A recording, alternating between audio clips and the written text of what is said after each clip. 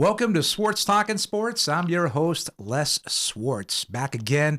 Special show tonight. This is actually going to be a pre-tape show, so we're running this show on May 8th. You'll be seeing this on May 8th. This is actually recorded a week earlier with tonight's special guest. But before we bring on tonight's special guest, Al, our regular co-host, is a little on vacation right now. We'll see Al again next week. But right now, let's bring him on. Benny the Book, the King of Carolina, my other co-host. So let's bring on Benny. Hey, Les, good evening. How's everything going? Everything is going great, Ben. We had a great time with the draft show a couple weeks ago. That was fantastic. We'll talk about that a little bit, but I hit some good ones there, didn't I? You did. I hit some good ones there. We're going to talk about that with our special guest, how you stumped the pros. You beat Mel Kiper at his own game. So, but before we bring on tonight's guest, let's have Tony run the opening guest reel. He had the right stuff, celebrating a broadcasting legend and the ultimate Boston sports fan. A big award tonight for former WBZ Sports Director and legend Bob Lobel. You have to love what you do to stay in any business for 50 years. That man is the reason why I am doing this show today. He was the sportscaster that I grew up watching and really patterned everything I do after him. So without further ado, let's bring on former WBZ sportscaster extraordinaire, Bob Lobel. Bob. You know, I don't know what to say to you, because if you hadn't paid attention to me when you were watching TV, you might have really become successful. And you know something? Bob's wit just never ceases to amaze me. He just gets better and better with time. No, that's not true. Thanks. I'm just getting old, and that's the reason I got that award, because you have to live long enough to be on the air 50 years to get an award like that. I mean, think about it. Bob, it's well deserved. It really is. Thank you. Not just for the longevity, and Benny, I wish you could have seen Bob's telecast from Boston, but not the longevity. I mean, he was just a pioneer at so many things that he did, and he brought so much into our homes that we literally at 5:25 during the evening we had to watch the news. We had to do it 6:25. We had to watch Mr. Lobel. So Bob, you made our days better. So we appreciate it. I appreciate that. Trip down memory lane. But let me get this straight. Yes, sir. We're doing this show, obviously, we're live. Right. But it will be aired at a different time. Correct. Like May 8th. Correct. So by then, the Red Sox will be eliminated mathematically. That's possible. Give them some credit, Bob. They're playing pretty good there, those Red Sox. They are. They're not bad. Pitching's been pretty good, Bob. They're great. Houck is, you know what? Houck is pitching great. They got some good pitching. I can't name a pitcher. I must say I'm a little surprised. But one of my favorite things, Benny, Les might remember this, but every once in a while a fan will come up, or somebody used to watch back when the world was flat. They would watch and tell you something that you didn't remember. Mm-hmm.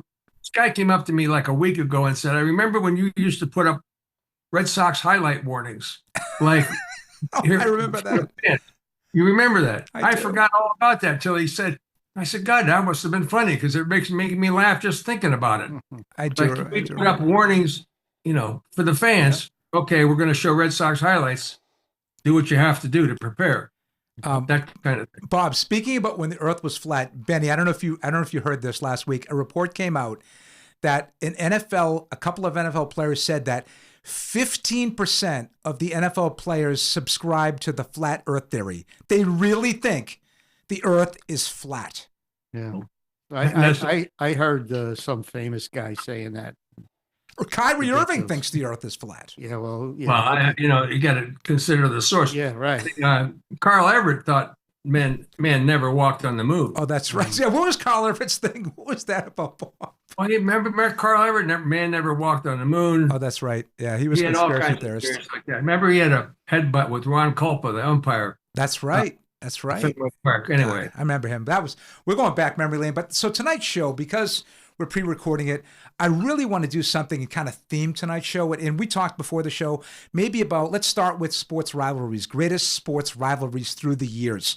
I know right now it's difficult because of regionalism, teams moving away, teams aren't even here anymore, players have come and gone. So, that rivalry has kind of, gone away. But let's go back to when there really were rivalries, when teams played each other a lot and there was a lot at stake and both teams were good and they battled for championships, division championships, Super Bowls, all that type of thing. So let's get it started. And I'd love to get Benny's perspective because Bob and I are on the other side. We're from the Boston side, right? So Benny, you're one up. You used to one up us all the time.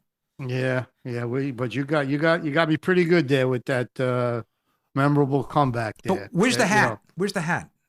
Oh, you got to get the hat, Benny. You got to dig that out of the mothballs, right? I'll dig it out. I'll dig it out later. And that gets me to do. Bob, you come to Boston, to be the TV sportscaster for WBZ Channel 4, and you're thrown right into the thick of this thing. The Red Sox Yankees. I mean, this thing was hot. I mean, the Yankees had Reggie Jackson and all those players. The Red Sox at that time still had Pudge, and they had Lynn and Fisk and everybody.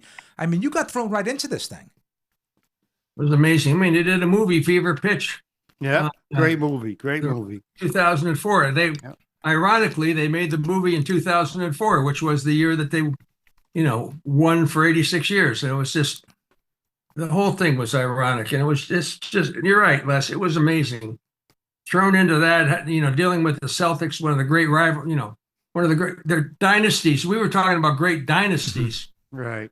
And the Celtics and the Yankees obviously were two, and Montreal probably were maybe three of the greatest dynasties. UCLA, but you're talking about rivalries, and there's really, Benny, there was no one better than the Red Sox and Yankees. No, definitely not.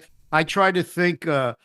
Major League Baseball. That's why they went to the interleague to try to get rivalries. But you know what? 3 or 6 games really doesn't make a rivalry. Plus, if one team, you have to have 2 very good teams to create that rivalry because that's what people want to see. They want to see 2 great teams fighting it out year after year. Well, on the other hand, Benny, the Yankees win 26 world championships and the Red Sox are like 5 or 4, and they hadn't won since 1918. So the Red Sox were almost very good. Yeah, but they were there every year fighting the Yankees. That was who the Yankees had to get by all the time. But it's very hard in professional sports to find those great rivalries again. Like you said, I come up with 2. The Yankees in Boston, and one of the reasons is the LA Dodgers and the San Francisco Giants because they go back to Brooklyn and the Bronx when the Brooklyn Dodgers were playing the New York Giants. I mean, that's just years and years of playing, So my father was a big Giants fan. He lived in New York, went to NYU, did not sit out was not in the encampments at NYU, but it was at NYU, and hated the Dodgers. Yeah. What was the Polo Grounds? Giants were his team. Right. Now, was that Willie Mays? Was Willie Mays and those guys playing for the Giants at that Whitey time? Lockman. Yeah. Whitey Lockman. It was Willie Mays. Bobby Thompson. Bobby, the shot heard round world. Yep. Bobby Thompson. Ralph Branca. Ralph Branca. Talk about that playoff rivalry between the Dodgers and Giants. It's kind of like Mike Torres. And Bucky Dent. Yeah, I know, right? Mike Torres. Unbelievable. By the way, Benny, I just got to tell you, Bob, all I remember is before that game even happened, and that was, I think, in 78 on Yom Kippur, of all things, Jewish holiday. In 76, I think there was a big brawl that started with Fisk and Piniella sliding into home plate, and that started a huge brawl. Thurman Munson. Thurman Munson, right. And Mickey Rivers sucker punched Bill Lee, and you see him walking off the field with his arm hanging down, and Ken Harrelson going crazy. Is that when what's his face got hit in the head? The coach. No, Zimmer. Zimmer. That was years later. That was later? That was 2004. That was the year that the Red Sox broke the curse. But this one was, you had Ken Harrelson going, and look at Mickey Rivers. He's looking for someone to punch. And that was Craig Nettles was in on that too. Craig Nettles was suckering guys. See, Benny, that's what happens with New Yorkers. Let me tell you, we play fair in Boston. You guys, I don't know about you guys. Great players. Nettles, Clete Boyer. Come on. I get it. They were great players. They were great players. Harris. You had more great players than Boston ever thought about having. Yeah. Really? You know what one thing that you always used to talk about? I know, like Met fans, they hated the Yankees and their fans in New York because they said, oh, they buy everybody. Steinbrenner bought everybody. Well, some of the greatest Yankee teams, the core four and all of those guys, all homegrown guys. That Jeter. Oh, yeah. You know, It's a great farm system. At that time. They had a great farm system. How did Yogi show? I mean, to me, Yogi was the great. Oh, we had DiMaggio. We've talked about this before. We had DiMaggio and Jeter, and you can go right down the line, Maris Mantle, blah, blah, blah. But Yogi, to me, was the greatest of all. Bob, I watched, I guess it was on Netflix, the show about Yogi Berra with his granddaughter, right?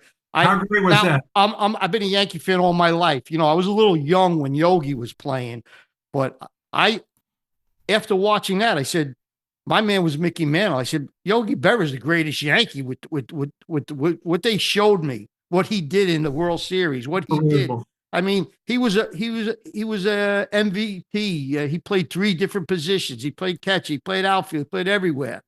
You know, I was really amazed. That I didn't know all of that as being a Yankee fan.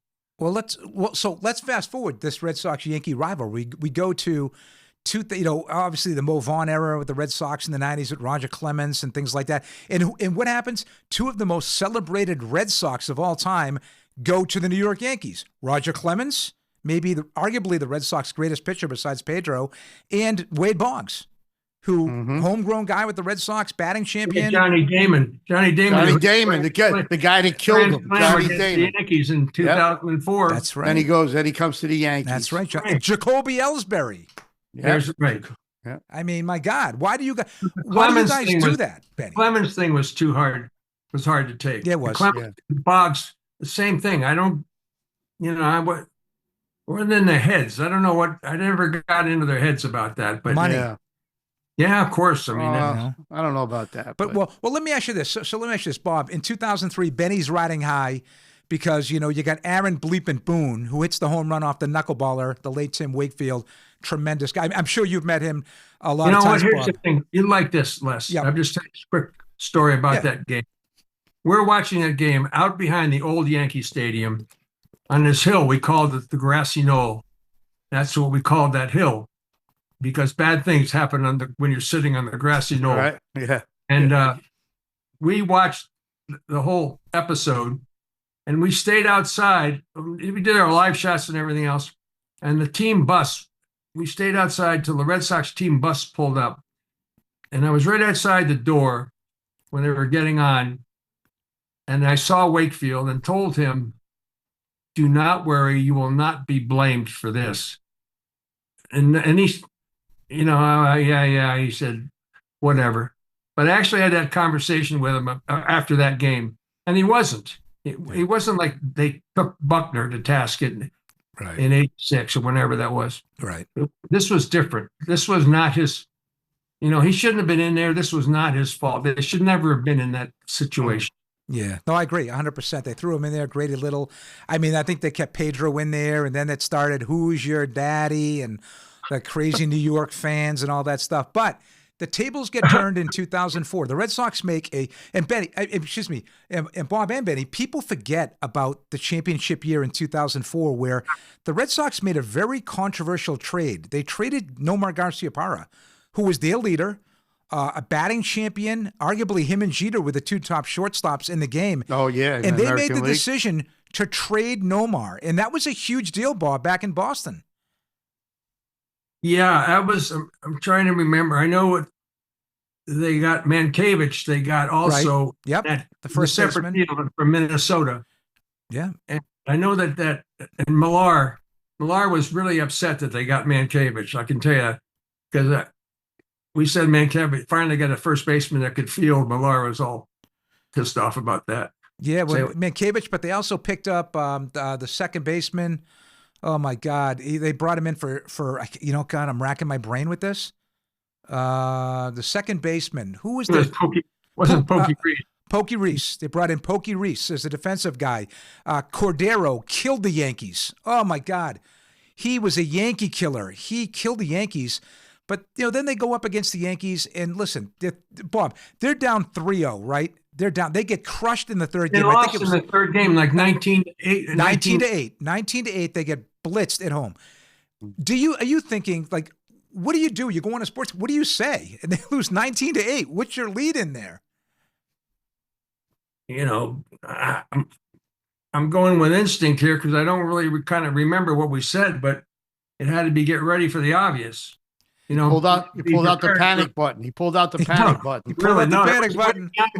Benny was way beyond the panic button.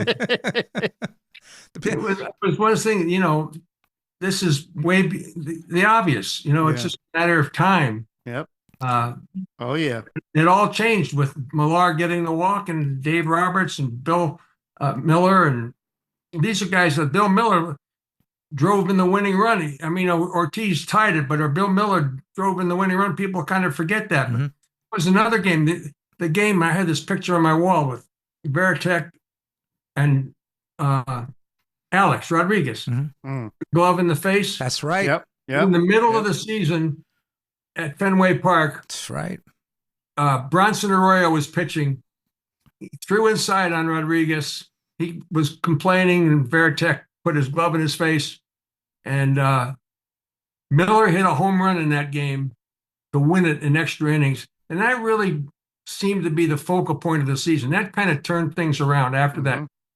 So I'm just saying, you go back, there are just things that happened, and it seemed like it was a time that mattered. Yeah. I'm saying what happens now doesn't matter. It just seems to lend itself more to these kinds of stories and memories. Mm-hmm. Yeah, it was a magical season for the Red Sox. I agree with you, Bob. I remember that fight between Veritek and Rodriguez, and that kind of seemed to ignite the Red Sox for some unknown reason. When the Red Sox won, Benny, I'm asking you now. You're up 3-0. You know, Miller gets the base hit off of, arguably the greatest reliever in the history of baseball, Rivera. Almost How about the next year when they gave out the rings on the opening day, and the Yankees were in the dugout, and Mariano Rivera, the fans cheered him when he was announced, and he came out and smiled. It was a class act all the way. I agree. Well, Mariano was class act. But that's the thing, Benny. That's the thing about that Yankee team, right? As much as I couldn't stand the Yankees, I liked that team. Jeter was a likable guy. Bernie Williams was a likable guy. Jeter never said the wrong thing. Jeter did all his career. All he ever did was say the right thing. It's amazing. There's a lot of New York people, and whether they're Yankee fans. I mean, the guy was the ultimate winner. The ultimate winner. He did, you look at, this guy was better than him. That guy was better than him. He did things that just out of the blue that just propelled the Yankees. I mean, he was it, Hey, they had a lot of great ball players though, like you said, but I wasn't a Posada fan. I'll be honest with you.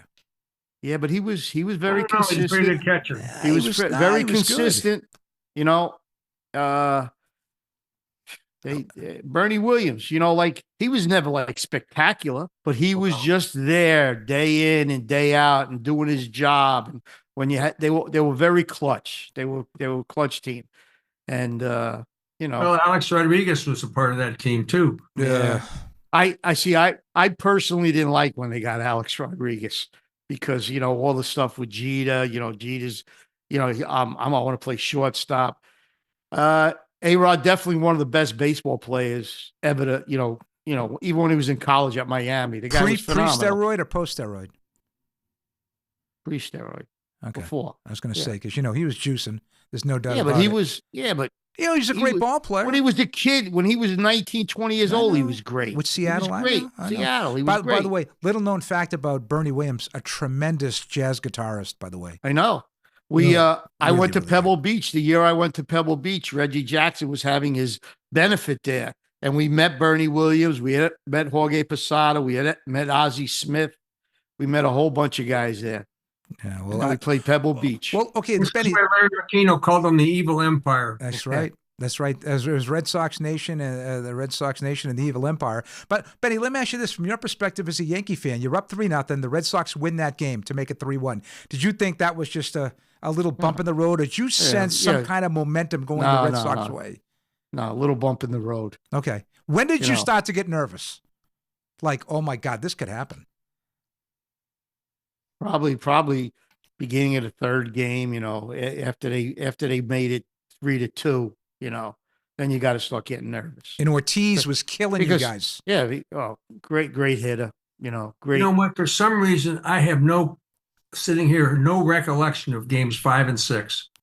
It was like we jumped from game 4 to game 7. I don't know what you can ask me what happened in games 5 and 6, and I draw a blank, and that I guess that's on me. But but Bob, so I think game 6 was the bloody sock game with Schilling, but game 7, people forget how good. Now here's one for you, Derek Lowe. He could have pitched the complete game. Could have been the MVP of the game, the whole exactly the whole series, right? And yes, he did. The subsequent World Series, he pitched the gem in the 4th game of that sweep, and he could have. I think he went 7 innings, gave up 2 hits. He was unbelievable in that game. He was great. You Boston guys, you'll never forget that year. No. And then the Red Sox have gone on and won 3 more since, so they kind of broke the streak there. So that's the Red Sox Yankees. That's a huge rivalry. I know, Bob, you said when it comes to college football, the one that goes to the top for you is Michigan, Ohio State. I don't see how I know Alabama, Auburn. I know they're, Red River rivalry and all that stuff, but I don't see how you can get past Ohio State, Michigan. Yeah. And I mean, look at you. For years, you had the Woody Hayes, Bo Schembechler. That was and Schembechler coached under Hayes at the University of Miami of Ohio, the cradle of coaches. Cradle of coaches, yeah. So, and Bob, I know you're the Ohio guy. You know that area. So I still am in a lot of ways, but it was fascinating. Yeah, Schembechler, Woody Hayes, Bob White was a fullback for Ohio State. Jim Pace was a running back for Michigan. I mean, I'm going back before. Back really when the world, you guys weren't even born, and when I'm going back to now. So I'm just saying that this was pretty. I mean, there are other great rivalries, but Ohio State, Michigan was pretty damn good. Well, just the longevity of it. They've always been 2 great teams. There's where it really makes it, because they've always had pretty good. Both of them have always been good. Especially with Woody Hayes and Schembechler. You know what, Benny? There's so much football out there. Yeah. I mean, you don't come to Boston to look for football players. Right. Recruit. I mean, it's just the way it is. Either it's a Southeast Conference or Ohio, Michigan. That's why the Football Hall of Fame is in Canton, Ohio. It's there for a reason. Even Belichick's father was in Cleveland, and Belichick went to Hiram where the Browns trained. There was just a lot of stuff that went on football-wise in Ohio and Michigan. Growing up as a kid, I remember it was around Thanksgiving, probably Oklahoma, Texas every year. I mean, Oklahoma, Nebraska, Johnny Rodgers. And they always had, one of the teams always had the Heisman Trophy winner. It always seemed that way. What was the Oklahoma record? How many games they won in a row? It was I think it was 50. 44. That was with Bud Wilkinson, I think. 44. Bud Wilkinson, right. 44. Incredible. Notre Dame beat that. They beat UCLA. Bob, I got to deal with Notre Dame. Notre Dame. Between the Yankees and Notre Dame. Oh man. God. I gotta deal with this guy. I got to deal with this guy every week. But here's one for you now. How does this change? You got the Big Ten now with the additions of all these Pac-12 teams. You've got 18. Now there's no division. It's 1 through 18. Right. You could have Ohio State play Michigan twice in the same year for the regular season and the Big Ten championship. I think it kind of waters the rivalry down now. It's not as special as it once was.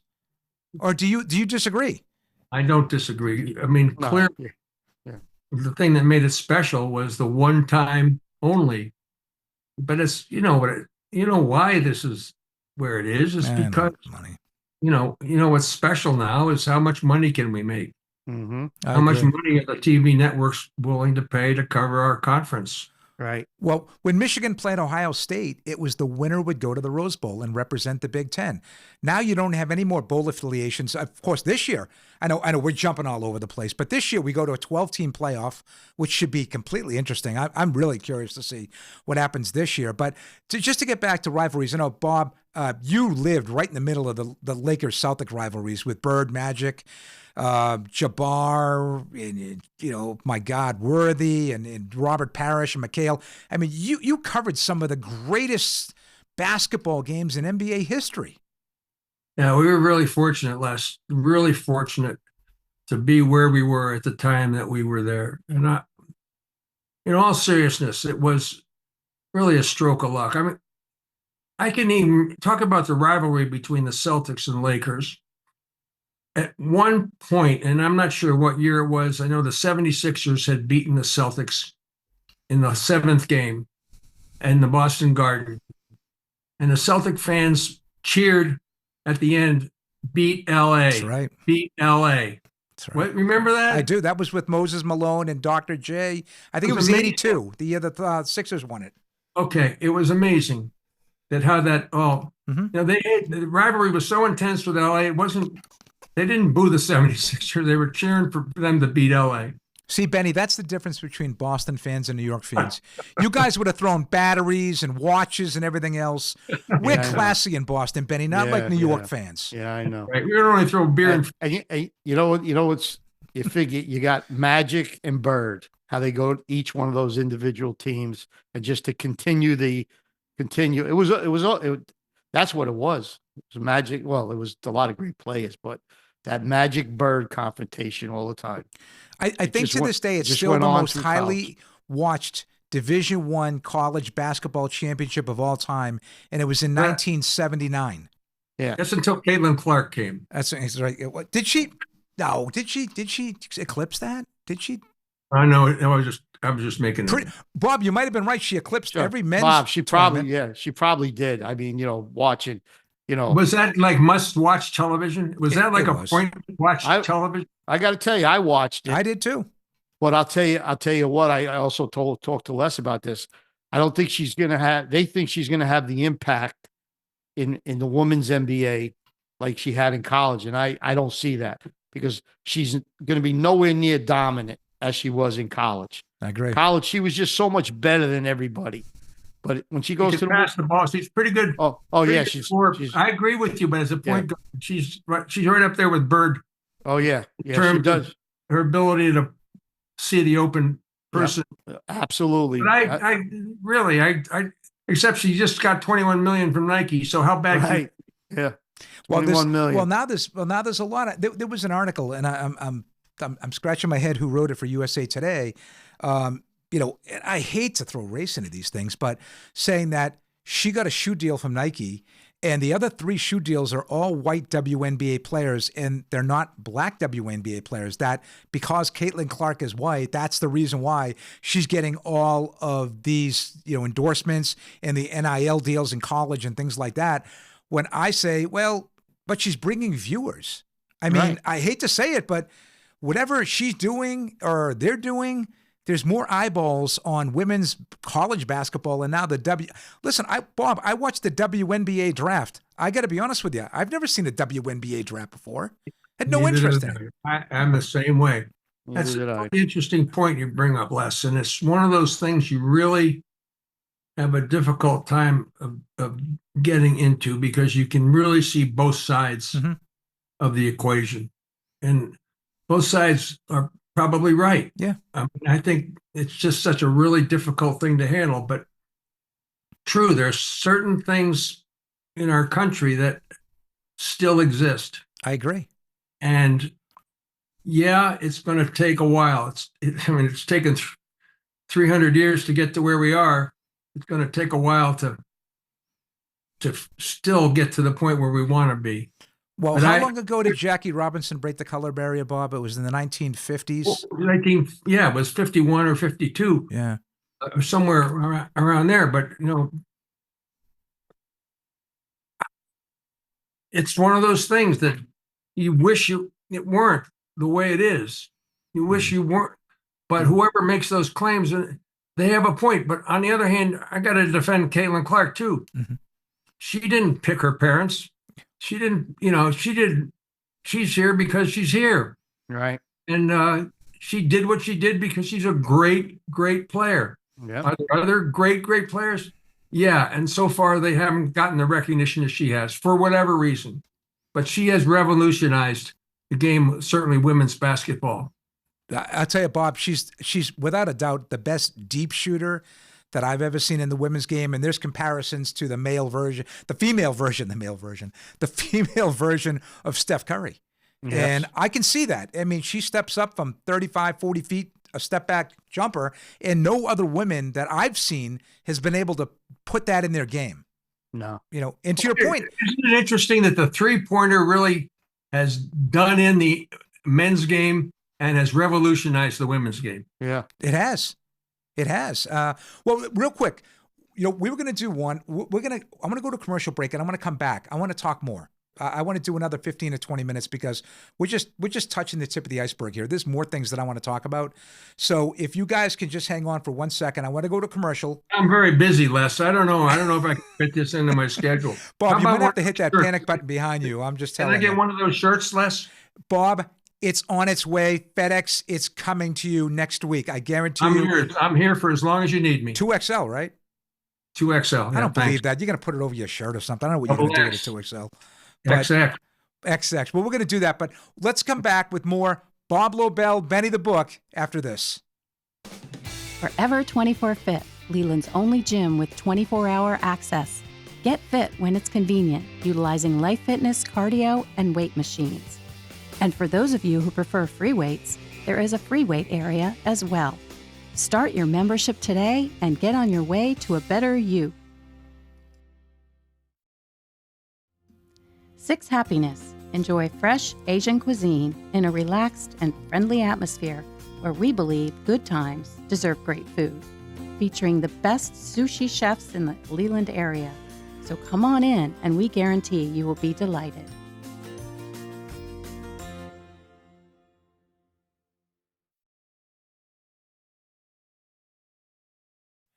Welcome back to Swartz Talkin Sports. I'm your host, Les Swartz.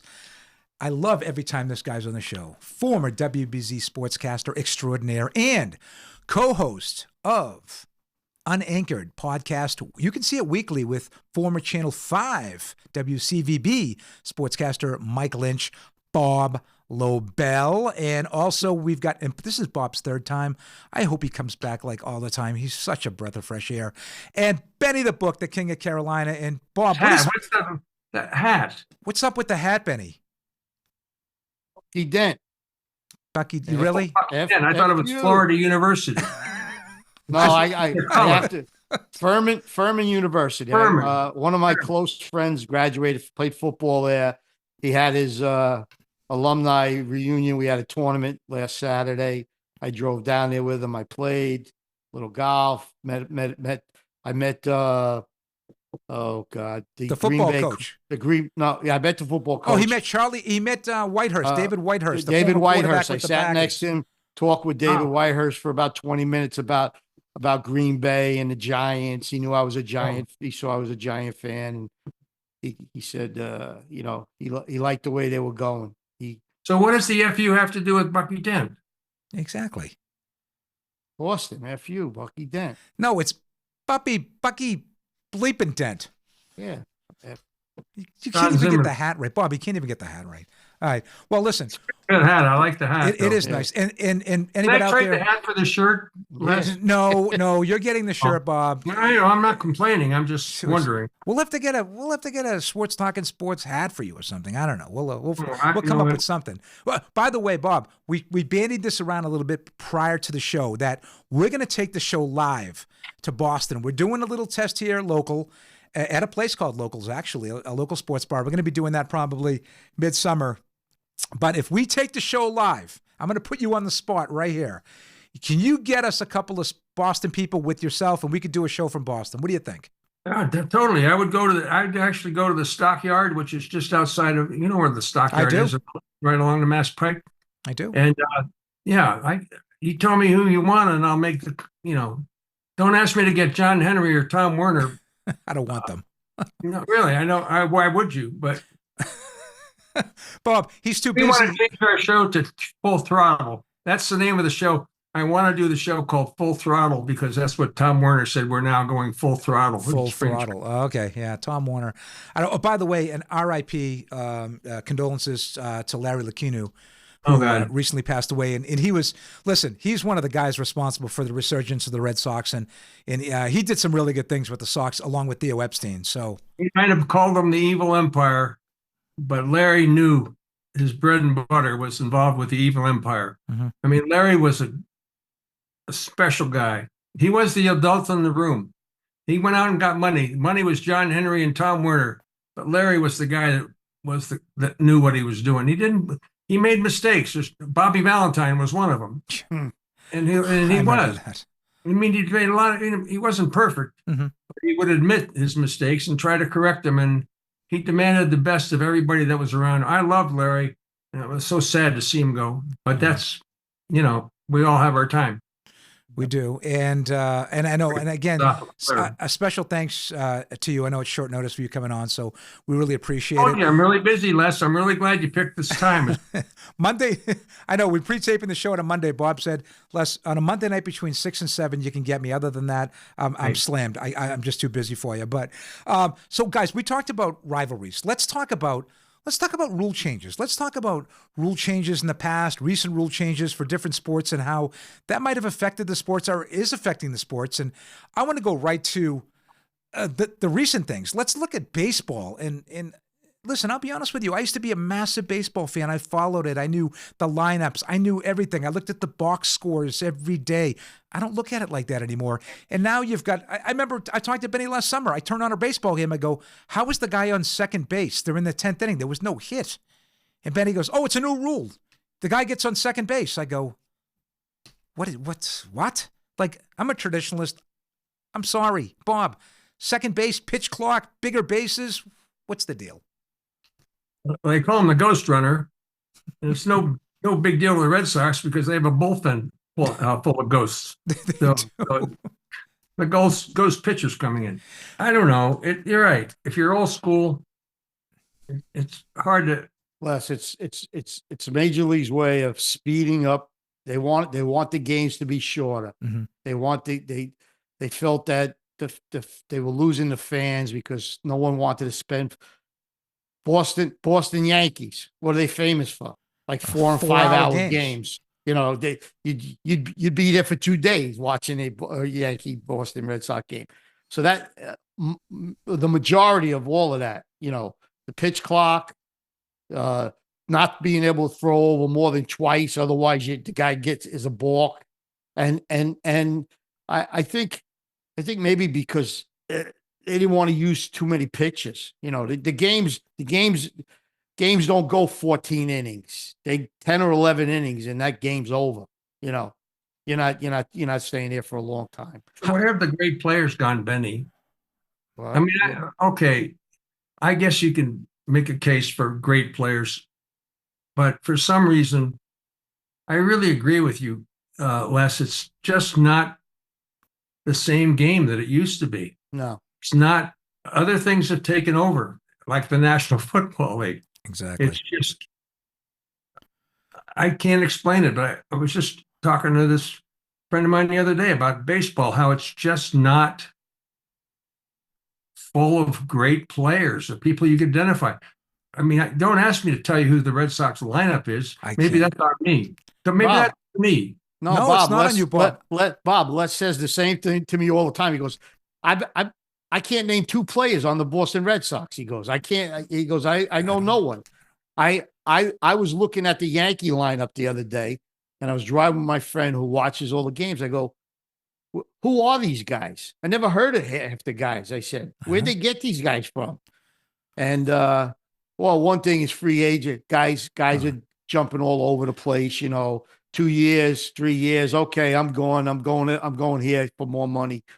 I mean, they paid. Well, I'm happy right now. Soto is a Yankee. He's playing great because it's just he's looking for the money next year, and he went to the Padres. You would have thought they were never going to let him go. Why would you let a guy like that go? That you paid him all that money. He's supposed to be one of the best baseball players, and they let him go. Well, Bob, to your point, it used to be baseball, apple pie, and Chevrolet. That's what I grew up. Yeah. I mean, I really did. It was America's pastime. But I think football is now America's pastime. And I want to ask you this question, Bob, because As far as baseball goes, Les, it's past time. You're right. Baseball is past its time. Exactly. Now, I've got a question to ask you this. Now, you've got football, which is head and shoulders. It's the NFL and then college. Those are the two most watched sports in the United States today. Worldwide, it's still soccer or football, however they do it. We don't care about that here in the United States. My contention is it's betting. We're in North Carolina, Bob, and all you see is FanDuel and DraftKings. It's betting. It's wagering. It's fantasy football. It's so popular. The pools.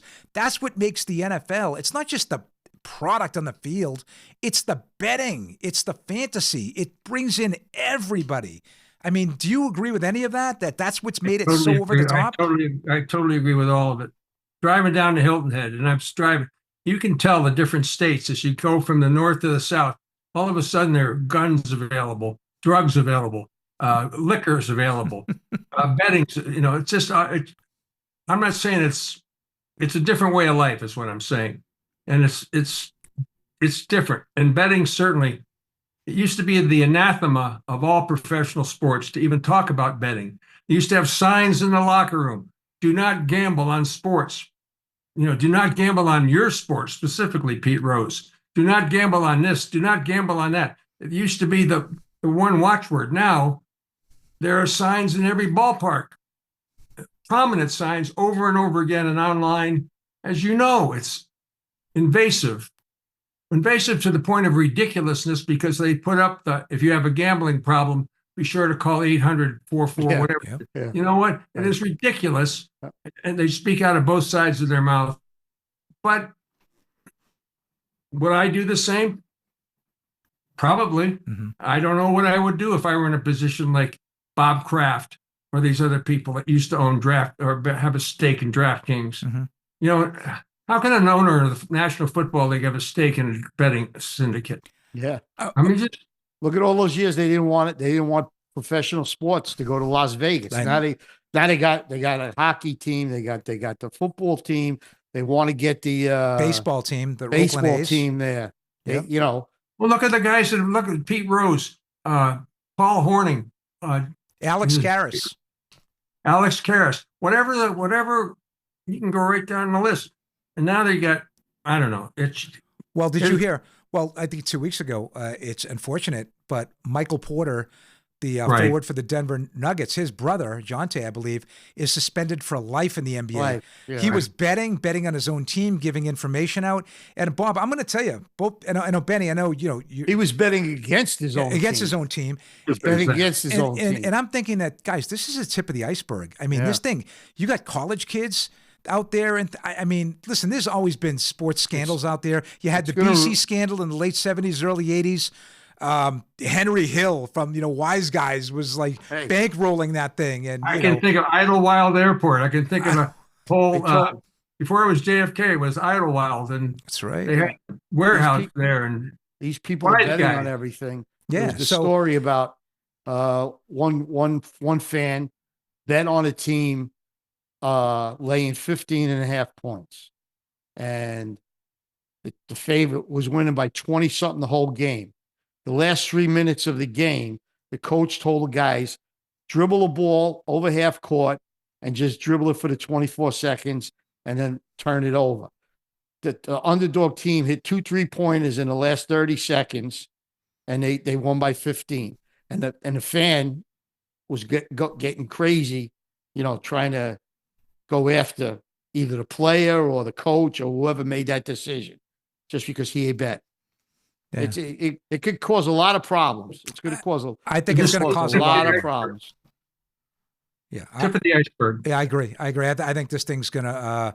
I think it could raise something about ruining the integrity of whether it's the college game or the pro game. But I agree. I think this isn't the first, and it won't be the last. That's for sure. But let's get into rule changes. Let's get into some rule changes that have happened. And again, we talked baseball. We talked about all that. What about things from the past? What about the biggest rule in the NBA? Well, now I guess now you can walk, you can dribble, double dribble, and you can carry all in the same play. Apparently, it doesn't matter if you can. Yeah.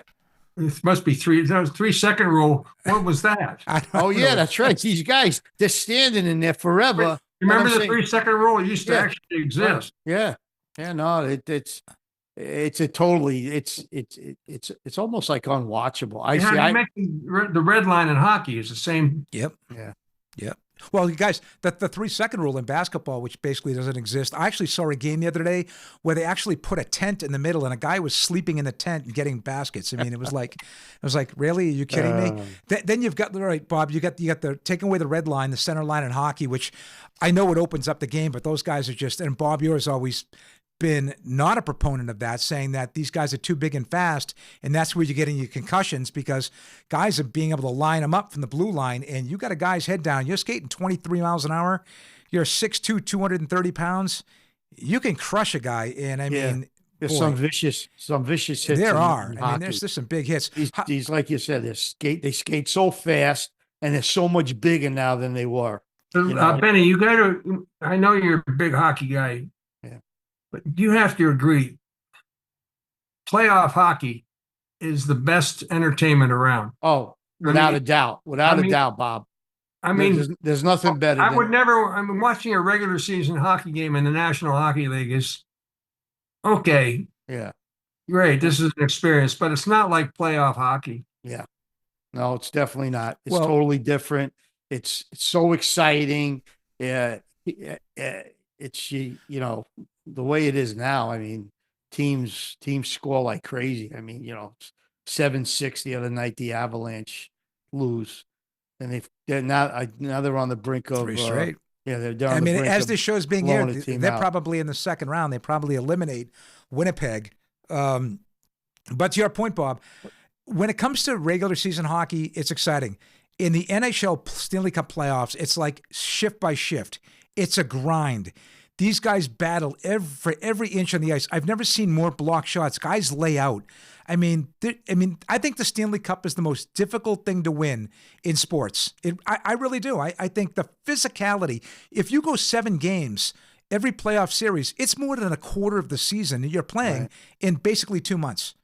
And it's just the physical toll it takes on these guys. It's unbelievable. Look at Patrice Bergeron, played with a ruptured spleen and this and that, and the guy plays through it. These guys, it's incredible what these guys play through. They're the toughest. They're the toughest athletes around. I mean, I like agree. you Remember watch guys. They'll break their leg and they'll come back. They'll I don't know what they do to their leg, and then they come back and skate. It's true. I remember one of the last times I was on. You asked me about the 2 Bruin goaltenders. Would I trade one? Mm-hmm. And I know there was a lot of talk about trading Omar at one point, but he refused the team because he had to trade a certain Correct. teams. No trade clause, right? And but I still don't know what I would do. I mean, I still think Swayman is their best bet.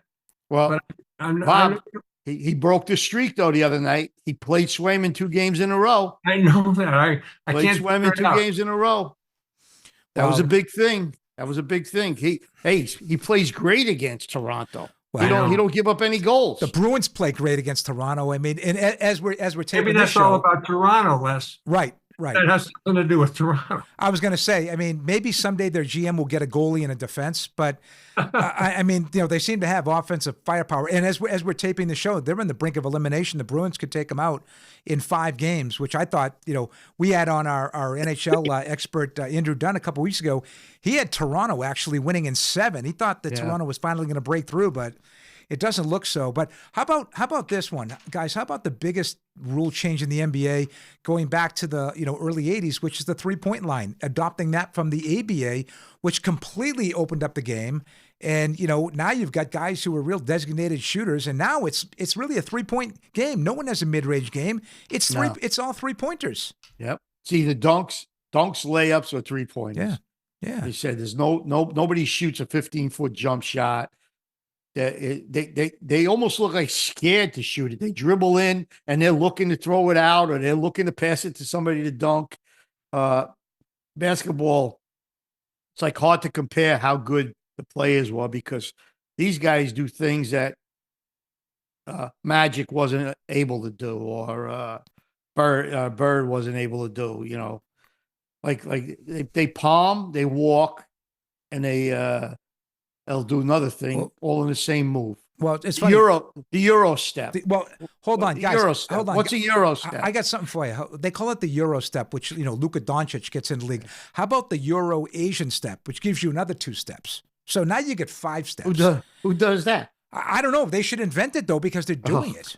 Guys are funny. I mean, seriously. I mean, I've seen a step back, but a step back and then a shuffle back. I'm like, you just took 3 steps back without dribbling them. Pivot foot. You pick your pivot foot up. You jump up and jump down. It's a jump step. I'm like, no, it's an up and down. I'd say, agree or disagree, it's still the most difficult sport to officiate. Oh, yeah. I think it's impossible to officiate it. Oh, yeah. However, we're talking about obvious things that we can see at home. Mm-hmm. But by the time they go to replays and by the time it's just a sport that needs to be refined, they need to take a page out of baseball or something to eliminate some of the distractions that they have going on. These players, they complain about everything. Yes. We did on Jason Tatum. Will you stop? Will you just shut up and play?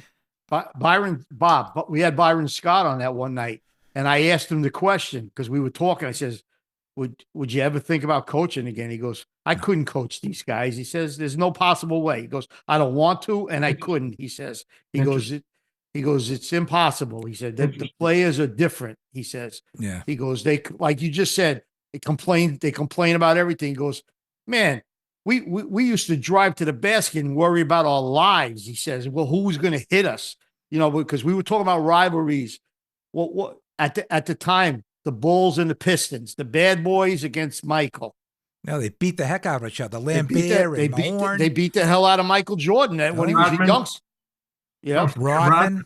That was for there had to be 5, 6, 7 years that those two teams were at each other. Once Michael got there, the first year they beat him up, and then after that he started putting it on him. Well, let me ask you this, because I know we're getting pretty long here, but and I know Bob does have things to do. He does. He kids us. He actually does. He's been so nice to come on. But Bob, real quick before we let you go, what did you make of the Patriots draft pick, first round draft pick? I know we talked about it. We texted back and forth, and you thought like me they would probably go with May. It seems to me that they've identified him as the franchise guy. They have Jacoby Brissett in place. They have something set up where they won't throw him in. They'll hopefully build up the line. They'll get him some weapons for when he does get ready to come in. Do you think he was the guy, or you actually expressed an interest in maybe they should have gone after J.J. McCarthy? Well, first of all, what do I know? I mean, I'm not that smart. More than us. I mean, we all know that's not true. Everybody's got their opinions. Everybody does these, stupid grades of how they did. Everybody comes up with they're meaningless grades, meaningless, draft. But the drafts, they're good guys and they really know what they're talking about. But the pre-draft stuff and the after-draft stuff, that you don't really know how these guys are going to work out. Drake May, I hope, is the right choice. On the other hand, we talked about Ohio State, Michigan, and that rivalry. Mm-hmm. I don't care. I think it was Lombardi that I was watching him on ESPN, talked about the importance of competition in evaluating a draft pick and how important it is to see in terms of quarterbacks who that quarterback plays in terms of competition. And I think J.J. McCarthy of Michigan played a hell of a lot tougher teams than Drake May ever did at North Carolina. Mm-hmm. And for that reason alone, in his record against Ohio State and what they were able to accomplish, I just always thought that J.J. McCarthy, hey, I could be way off. Maybe Minnesota got the steal in getting J.J. McCarthy. I don't know. And I could be way off base. I hope Drake May is the right pick, but I would have taken the guy that had the tougher competition in college. You can't argue with that. I totally agree with you. Look at a perfect example, T.J. Stroud. What he did against Alabama in that game, how he played in the playoffs, and look what he did in the NFL. You got us right. That is a pretty good indication. That's a perfect indication. When we were talking earlier, and you mentioned that's big. Your eyes tell a lot. These guys they're all a lot is numbers. But you got to watch. There's certain guys that have it and certain guys that don't. And that was kind of a knock on Drake May, that he did a lot of great stuff. I mean, physically, he's your prototypical, like Ben Roethlisberger, you know. Yeah. Well, he checks all the boxes. You know, he checks all their measurables. Physically, you know, he's 6'4", 225. He's got the big arm. It's here. It's here. Yeah. Well, I got to give Benny props. Bob, you got to hear this real quick before we go. We did the draft show last week. We had videos. We had everything. It was ready to go. With the fifth pick, I had the Chargers taking a wide receiver because they lost everybody. And Benny comes on, and Benny's like, you know, Les, I could see them taking a tackle. Harbaugh likes to run the ball. What do you say? I said, he likes to pound the ball. He goes, I could see them taking Alt at 5 and changing up this whole thing. And man, when they do the draft, bam, Alt goes at 5. And I'm like, wow, the book got it right. He nailed it. So yeah, buddy. No, that's good. Kudos to, you beat up Mel Kiper on that one, the book. They got their wide receiver later on. We did. They picked up a wide receiver later on. We did. We got him. You know, it was deep. Bob, I just got a quick question. Anything coming up with Unanchored? Any special guests coming up in the next week or two? That we had the governor on. We had Maura Healey on, who played basketball at Harvard. Okay. Big Celtics fan, and obviously we wanted to get her take on Caitlin McCarthy. Yeah. What did she say about Clark? I'm curious. What did she say about her? Loved her. You know, She did for all the reasons of, you know, pushing the bar. Raising the bar for women's sports, and you know, she thought she was great. And like us, it was like appointment television. Yeah. But it was a chance for her to not have to talk about the border and not have to talk about other, you know, all the abortion, and not all talk about other issues in the country as a politician, and talk a little bit about the stuff that she really loved. And she's a great sports fan, and it was really good. It was a good get for us to get. Excellent. I was going to say, I watch it. I listen to it. It's fantastic. So we have a guy. This was a big weekend. We had the Celtics, the Bruins, the Red Sox. Lionel Messi was at Gillette. Was he really with Miami? Right. They had a record crowd. Record crowd at Gillette Stadium to see Lionel Messi. I don't know how those people got in or how they got out, but they came to see Lionel Messi. Well, I'm going to say, needle, that guy. Real quick, you know, we talked sports rivalries. How about Real Madrid and Barcelona, the El Clasico, which is amazing, and Man United and Man City? Those people. I would have said Man United and Liverpool in deference to John Henry. He owns too much. With the Fenway Sports Group and Pittsburgh. I'm on board with that, right? I know exactly. Anyway, well, I would have loved. You know, I think we all would have loved to see Lionel Messi play because it's like seeing Pele. Exactly. You know? Yeah. And the New England team men back in the day, Bob.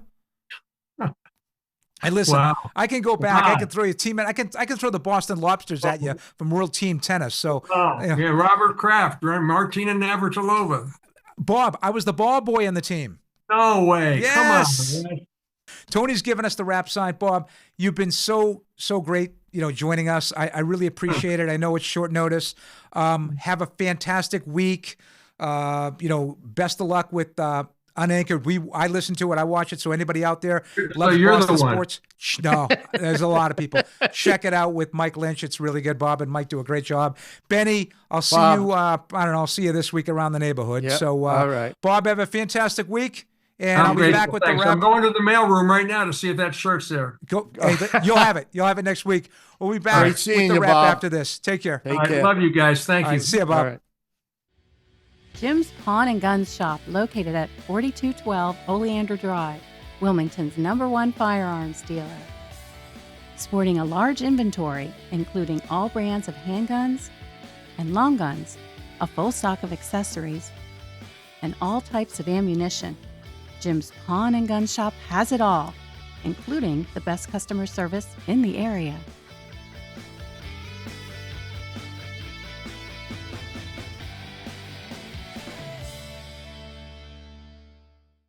Before the lights go out, call Wilmington Generators. We offer the lowest price and a 10-year warranty for all Briggs & Stratton installations. A Briggs & Stratton powers more of your home for less money.